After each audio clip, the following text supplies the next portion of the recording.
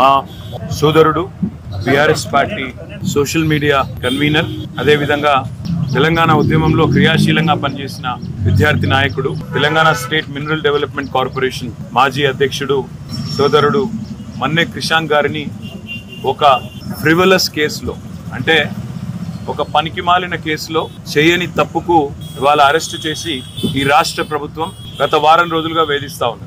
తప్పు చేసిన రేవంత్ రెడ్డి ఇవాళ బయట తిరుగుతా ఉన్నాడు. ఫోర్జరీ చేసి ఉస్మానియా చీఫ్ వార్డెన్ యొక్క లెటర్ను ఫోర్జరీ చేసిన క్రిమినల్ ఏమో ఈ రాష్ట్రానికి ముఖ్యమంత్రి, కానీ అసలు నోటీస్ ని బయట పెట్టిన క్రిషాంక్ నేమో ఈరోజు చెంచల్గూడ జైల్లో పెట్టినారు. దీన్ని బట్టే చెప్పవచ్చు ఈ రాష్ట్రంలో వ్యవస్థ ఎట్లా పనిచేస్తా ఉంది, ఈ రాష్ట్రంలో ప్రభుత్వ పనితీరు ఎట్లా ఉందో దీన్ని బట్టే చెప్పవచ్చు. ఇవాళ ఈ రాష్ట్ర ముఖ్యమంత్రిగా ఉన్న రేవంత్ రెడ్డి గారిని నేను అడుగుతా ఉన్నా, క్రిషాంక్ కనుక పెట్టిన సర్క్యులర్ తప్పైతే నేను ఇదే చెంచల్గూడ జైల్లో నేను జైలుకి పోతాను.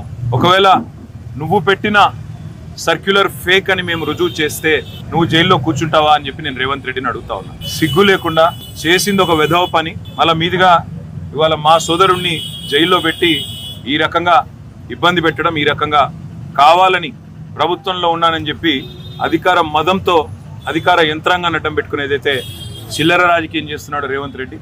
తప్పకుండా ప్రతిదానికి కూడా బదులు చెప్పే టైం వస్తుంది, ప్రతిదానికి కూడా మిత్తితో సహా చెల్లించే టైం కూడా వస్తుంది.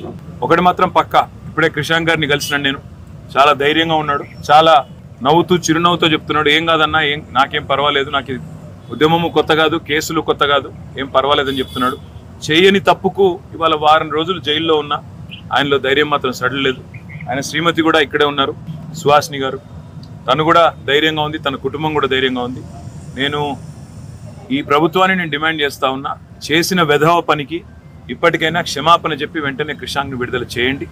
లేదా నిజంగానే రేవంత్ రెడ్డి నీకు దమ్ముంటే నువ్వు ముందుకు రా, ఎక్స్పర్ట్స్ ముందు పెట్టు, నువ్వు పెట్టిన సర్క్యులర్ పెట్టు, క్రిషాంక్ పెట్టిన సర్క్యులర్ పెడదాం, ఏది ఒరిజినల్లో తెలుద్దాం, ఏది డూప్లికేట్, ఏది ఫోర్జరీ తెలుద్దాం.